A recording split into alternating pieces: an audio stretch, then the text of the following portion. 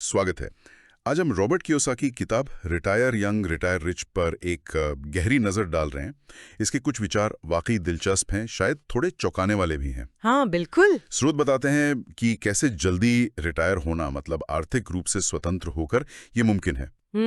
तो हमारा मकसद उन खास सिद्धांतों को समझना है, जैसे लीवरेज और मानसिकता, जिन्हें जल्दी वित्तीय आज़ादी पाने के लिए ज़रूरी बताया गया है। बिल्कुल। तो क्या आप तैयार हैं? चलिए शुरू करते हैं। हाँ जरूर। और देखिए, ये समझना जरूरी है कि ये किताब सिर्फ पैसा कमाने के नुस्खों के बारे में नहीं है। अच्छा। ये ज्यादा इस समझ के बारे में है कि धन बनता कैसे है। असल में सिर्फ कड़ी मेहनत करना ही शायद काफी ना हो। ये बात तो वो काफी जोर देकर कहते हैं। हाँ, ये कुछ वैसी कहानी है जैसे डेविड बनाम गोलियात। हाँ, जहाँ ताकत से ज्यादा चतुराई और सही औजारों का इस्तेमाल ज्यादा मायने रखता है। सही। और इन्हीं औजारों में से एक है लिवरेज, मतलब अपनी क्षमता को, अपने प्रयास को कई गुना बढ़ाना। और आज हम इसी पर थोड़ी ज्यादा बात करेंगे। हाँ, कियोसाकी ने ये डेविड और गोलियत वाली कहानी इस्तेमाल की है ये समझाने के लिए कि लिवरेज कितना कितना शक्तिशाली हो सकता है। बिल्कुल। आसान शब्दों में कहें तो लिवरेज का मतलब हुआ कि कम मेहनत या कम संसाधनों से ज्यादा नतीजे पाना। हाँ, ज्यादा हासिल करना। किताब इसी बात पर बहुत जोर देती है कि अगर अमीर बनना है, जल्दी रिटायर होना है, तो सिर्फ ज्यादा घंटे काम करना या पैसा बचाना वो काफी नहीं है। नहीं। लिवरेज का इस्तेमाल करना ही पड़ेगा। वो अपना और अपनी पत्नी किम का उदाहरण भी देते हैं। हाँ, उन्होंने बताया कि कैसे उन्होंने कर्ज यानी डेट को एक लिवरेज की तरह इस्तेमाल किया। हाँ, पर सोच समझकर। वो उसे अच्छा कर्ज कहते हैं। हाँ, गुड डेट बनाम बैड डेट। मतलब ऐसा कर्ज जो पैसा आपकी जेब में डाले, निकाले नहीं। लेकिन यहाँ देखने का फर्क है। और कर्ज तो लीवरेज का सिर्फ एक, कह सकती हूँ, छोटा सा रूप है। अच्छा। किताब कहती है सबसे शक्तिशाली लीवरेज जो हमारे पास है वो है हमारा दिमाग। हमारा दिमाग? हाँ, आपकी सोचने की क्षमता, आप समस्याओं को कैसे सुलझाते हैं, आप अवसरों को कैसे देखते हैं। असल लीवरेज तो यही है। सोचिए, अगर हमारा दिमाग ही हमें रोक रहा है, सीमित सोच रहा है, तो फिर बाकी सारे लीवरेज शायद उतने कारगर ना हो। वाह, ये तो बहुत गहरा विचार है कि दिमाग ही सबसे बड़ा लीवरेज है। और किताब इसे शब्दों से भी जोड़ती है ना? मेरा मतलब है हमारी भाषा से। हाँ बिल्कुल। कियोसाकी के जो रिच डैड थे, उनका एक बहुत अहम सबक था ये। क्या था वो? कि शब्द लीवरेज है। अमीर लोग अमीर शब्दों का इस्तेमाल करते हैं और गरीब लोग गरीब शब्दों का। अमीर शब्द, गरीब शब्द, इसका मतलब क्या हुआ? फैंसी शब्द? नहीं, फैंसी शब्द नहीं। इसका मतलब है ऐसे शब्द, ऐसी भाषा इस्तेमाल करना जो संभावनाओं को खोलती है, जो समाधान की तरफ ले जाती है। जैसे कोई उदाहरण? जैसे किताब में वो कहते हैं, मैं ये नहीं खरीद सकता। ये कहने की बजाय पूछना, मैं इसे कैसे खरीद सकता हूँ। अच्छा। हाँ, पहला वाक्य तो दरवाजा बंद कर देता है ना? हाँ, बात खत्म। बिल्कुल। जबकि दूसरा सवाल आपके दिमाग को काम पे लगाता है, सोचने पे मजबूर करता है। तो ये शब्द असल में आपकी मानसिकता दिखाते हैं और आपकी हकीकत बनाते हैं।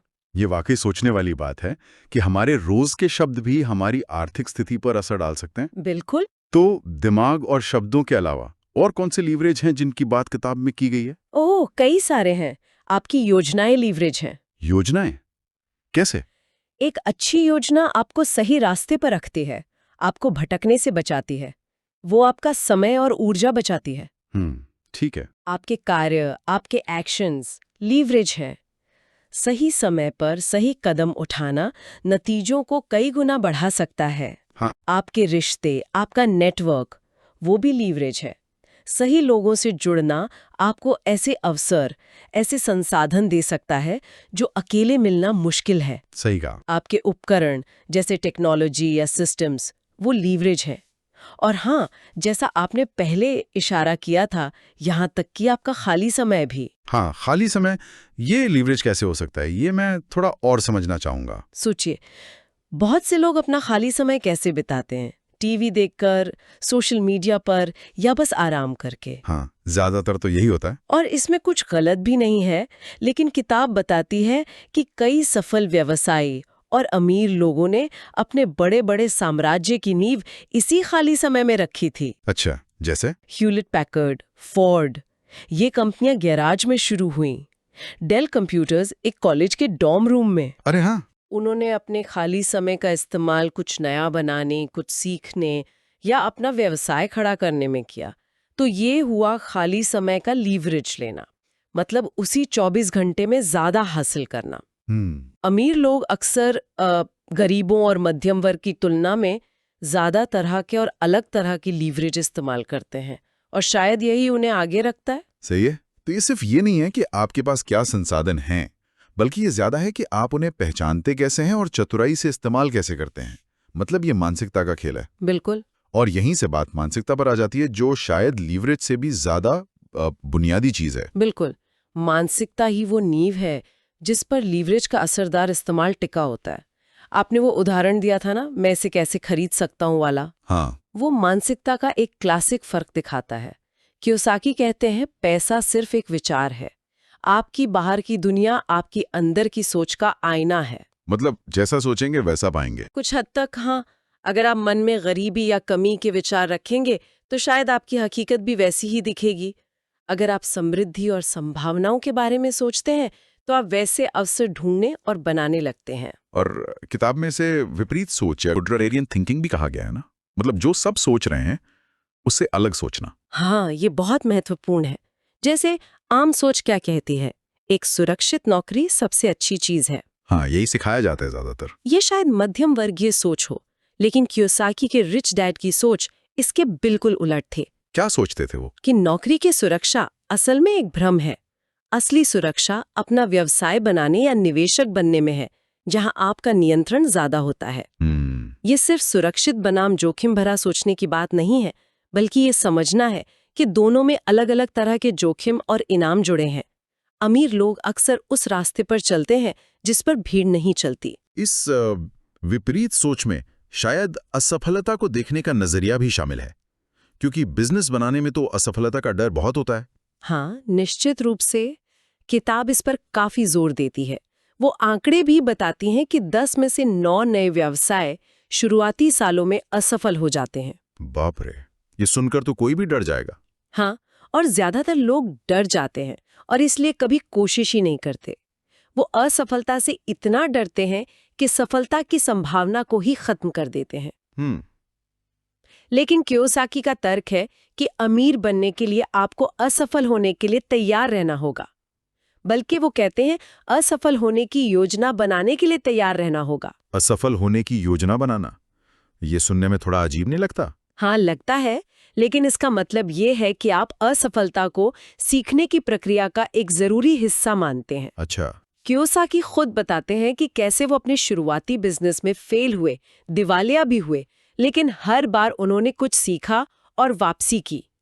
वो राइट बंधुओं का बहुत अच्छा उदाहरण देते हैं। हवाई जहाज वाले? हाँ, वो जानते थे कि पहली बार में हवाई जहाज उड़ाना खतरनाक हो सकता है, वो गिर सकते हैं। जाहिर है। इसलिए उन्होंने जानबूझकर किटी हॉक जैसी नरम रेतीली जगह चुनी, जहां गिरने पर चोट कम लगे। उन्होंने असफल होने के लिए एक तरह से सुरक्षित माहौल बनाया, ताकि वो बार बार कोशिश कर सकें। बिल्कुल, और अपनी गलतियों से सीख सकें। वो गिरने के लिए तैयार थे, इसीलिए उड़ना सीख पाए। ये तो असफलता को देखने का पूरा नजरिया ही बदल देता है। ये डरने की चीज नहीं, बल्कि सीखने का एक जरूरी कदम है। हाँ, बिल्कुल। ये जोखिम को मैनेज करने के बारे में है, उससे बचने के बारे में नहीं। एक विजेता की रणनीति में हारने की गुंजाइश हमेशा शामिल होती है, क्योंकि हर बाजी जीती नहीं जा सकती। सही बात है। औसत व्यक्ति हार से इतना डरता है कि वो सिर्फ सुरक्षित दांव खेलता है और अक्सर बड़े इनाम से चूक जाता है। यहाँ एक सवाल उठता है, सुनने वाले खुद जोखिम और असफलता को कैसे देखते हैं? ये सोचने वाली बात है। क्या ये उनके लिए एक रुकावट है या सीखने और आगे बढ़ने का एक मौका? आपकी यही सोच तय करती है कि आप कितने बड़े अवसर देख पाते हैं और उन्हें पकड़ने की हिम्मत जुटा पाते हैं। हाँ, और एक और चीज है जो शायद लोगों को एक्शन लेने से रोकती है और उनकी मानसिकता को सीमित रखती है, वो है कल पर टालना। किताब कहती है सबसे विनाशकारी शब्द है कल। ओह हाँ, ये टालम टोल की आदत। मैं कल से निवेश शुरू करूंगा, मैं कल से पढ़ना शुरू करूंगा, मैं कल अपनी योजना पर काम करूंगा। लेकिन वो कल कभी आता नहीं है। बिल्कुल, जैसा कहा जाता है, कल कभी नहीं आता। एक्शन तो आज ही लेना पड़ता है, अभी लेना पड़ता है, चाहे वो कितना भी छोटा क्यों ना हो। और यहीं पर मानसिकता के बाद योजना और एक्शन की भूमिका आती है। सही। सिर्फ सोचना या सपने देखना काफी नहीं है। कियोसाकी कहते हैं, निवेश एक योजना है। आपकी नौकरी भी एक योजना है, आपका बजट एक योजना है। हाँ, सवाल यह है कि आपकी योजना आपको कहां ले जा रही है और कितनी तेजी से। पारंपरिक योजना, अच्छी पढ़ाई, अच्छी नौकरी, मेहनत करो, पैसा बचाओ, रिटायर हो जाओ। ये एक धीमी योजना है। धीमी और शायद पुरानी भी पड़ रही हैं अब। हाँ, इसमें कुछ गलत नहीं है, लेकिन अगर लक्ष्य जल्दी रिटायर होना है तो एक तेज योजना चाहिए। और तेज योजना बनाने के लिए ये समझना जरूरी है कि पैसा आता कहाँ से है। इसके लिए कियोसाकी ने वो कैश फ्लो क्वाड्रेंट का मॉडल दिया है। हाँ, कैश फ्लो क्वाड्रेंट, ESBI। हाँ, ये 4 तरीके बताता है जिनसे लोग पैसा कमाते हैं। ई, एम्प्लॉई यानी कर्मचारी। आप किसी और के लिए काम करते हैं, तनख्वाह मिलती है, समय बेचकर पैसा। ज्यादातर लोग यही होते हैं। हाँ, फिर है एस, सेल्फ एम्प्लॉयड या स्मॉल बिजनेस ओनर, मतलब स्वनियोजित या छोटा व्यापारी, जैसे डॉक्टर, वकील, दुकानदार। यहाँ भी आप ही सिस्टम होते हैं। आपकी कमाई आपके काम करने पर निर्भर करती है। फिर आता है बी, बिग बिजनेस ओनर, बड़े व्यवसाय का मालिक।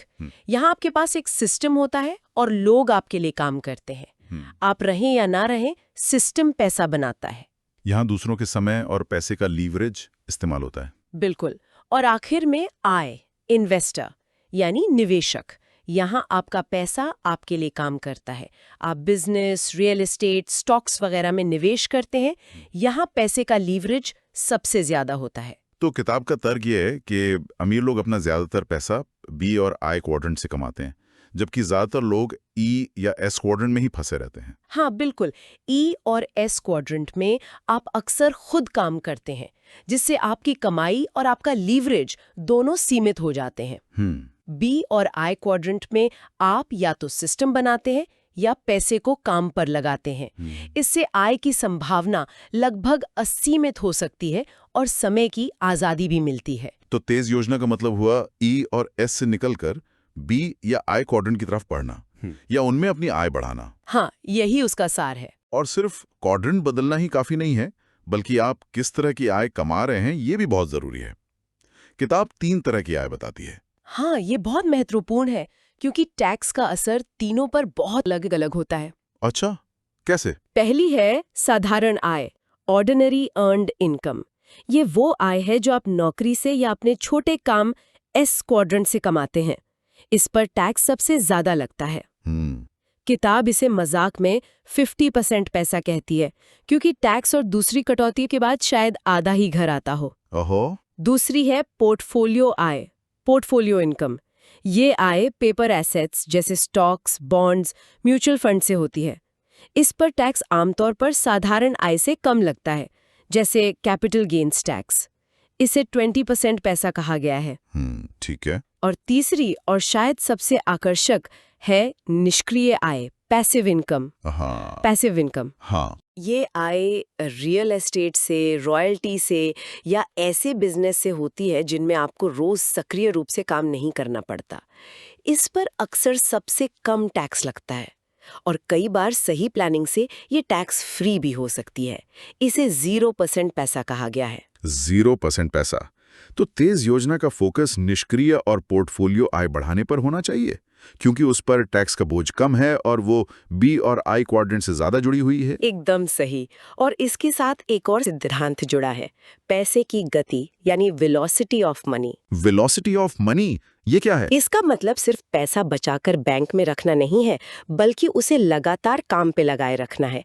एक निवेश से पैसा कमाया, उसे निकाला और तुरंत किसी दूसरे, शायद बेहतर निवेश में लगा दिया। अच्छा, मतलब पैसे को रुकने नहीं देना है। हाँ, बिल्कुल, उसे बहने देना है, तालाब में जमा नहीं होने देना।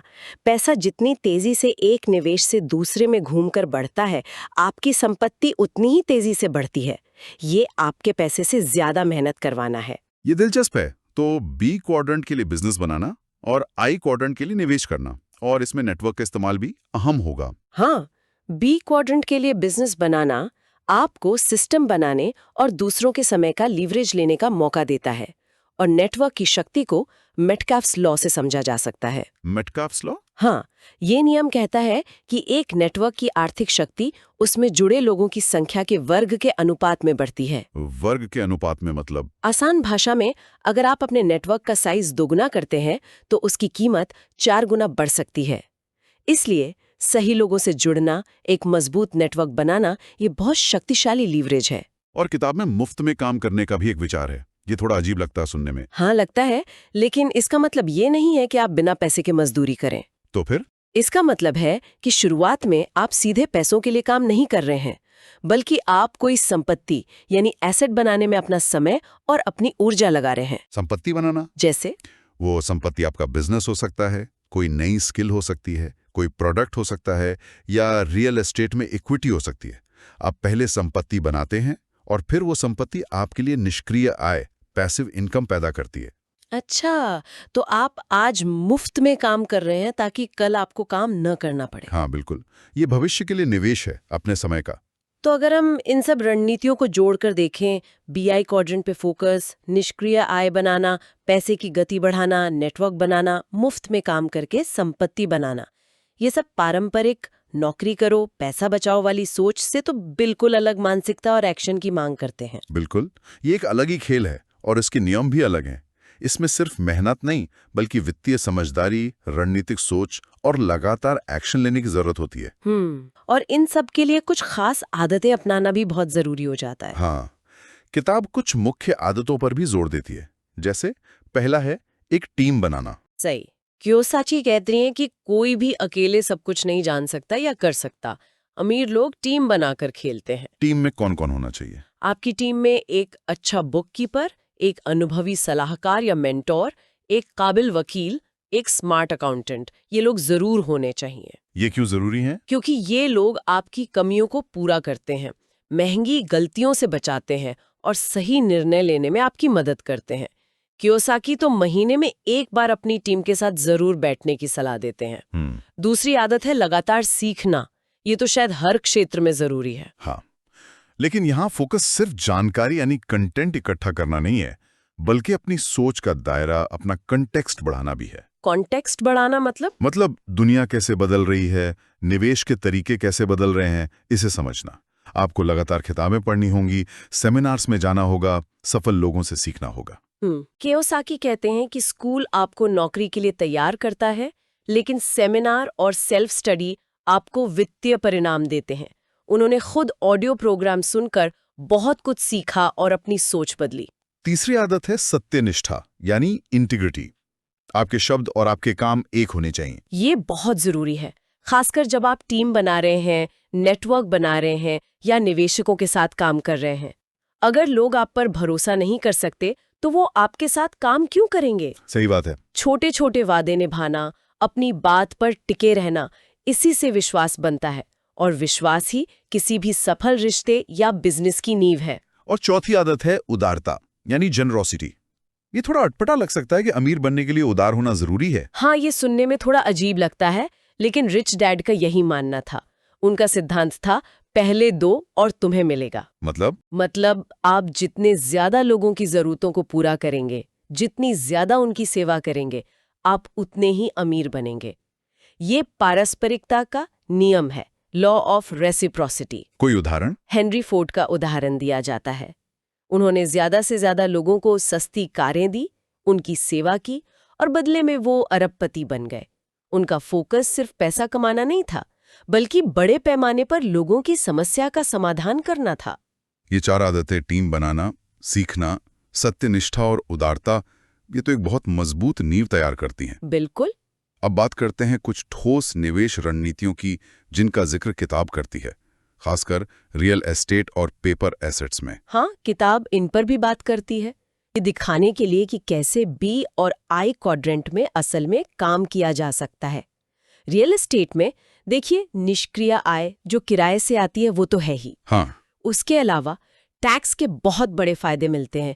एक है डेप्रिसिएशन। डेप्रिसिएशन वो क्या होता है? इसका मतलब है कि आप अपनी प्रॉपर्टी के मूल्य में कागजी तौर पर जो कमी होती है इमारत पुरानी होने से, उसे अपने मुनाफे से घटा सकते हैं। इससे आपका टैक्सेबल इनकम कम हो जाता है। लेकिन पैसा तो जेब से गया नहीं। हाँ, इसीलिए इसे फैंटम कैश फ्लो कहा गया है। आपकी जेब से पैसा नहीं गया, फिर भी आपको टैक्स में बचत मिल गई। वाह। और वो 1031 एक्सचेंज क्या है, उसका भी जिक्र है? हाँ, 1031 एक्सचेंज अमेरिका का एक टैक्स नियम है और शायद दूसरे देशों में भी मिलते जुलते नियम हो। ये रियल एस्टेट निवेशकों को एक प्रॉपर्टी बेचकर जो मुनाफा होता है, कैपिटल गेन्स, उस पर टैक्स देने से बचने की सुविधा देता है। कैसे? शर्त ये है कि आप उस पैसे को तुरंत किसी दूसरी वैसी ही निवेश प्रॉपर्टी में लगा दें। इससे आप अपनी पूंजी को बिना टैक्स दिए बढ़ाते रह सकते हैं। ये पैसे की गति बढ़ाने का एक जबरदस्त तरीका है। और पेपर एसेट्स के बारे में क्या, जैसे स्टॉक्स या बॉन्ड्स? यहाँ भी किताब औसत निवेशक से अलग सोचने पर जोर देती है। औसत निवेशक क्या करता है? वो बस बाजार ऊपर जाने पर पैसा कमाता है।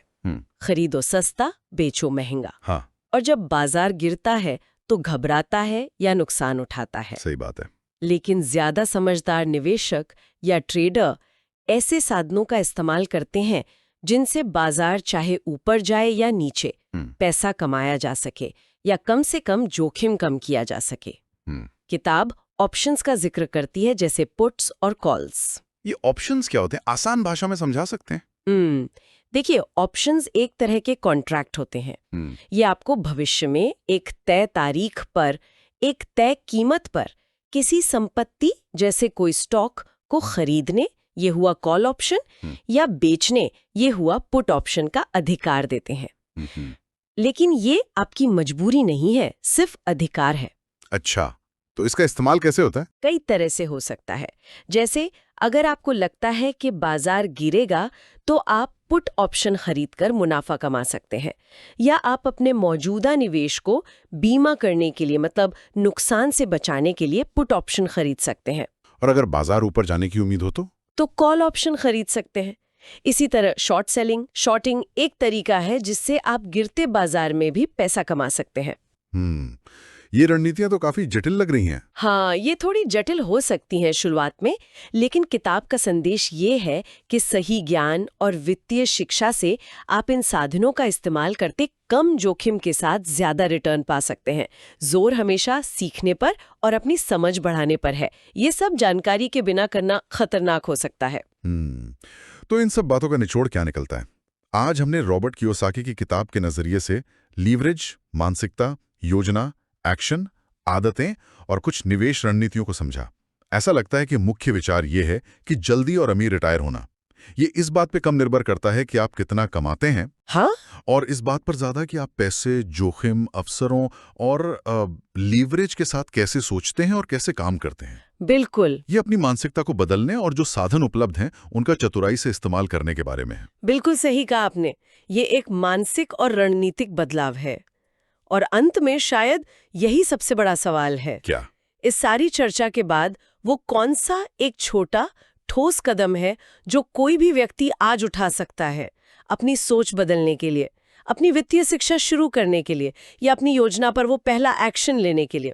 वो पहला कदम क्या होगा जो किसी की हकीकत को बदलना शुरू कर सकता है?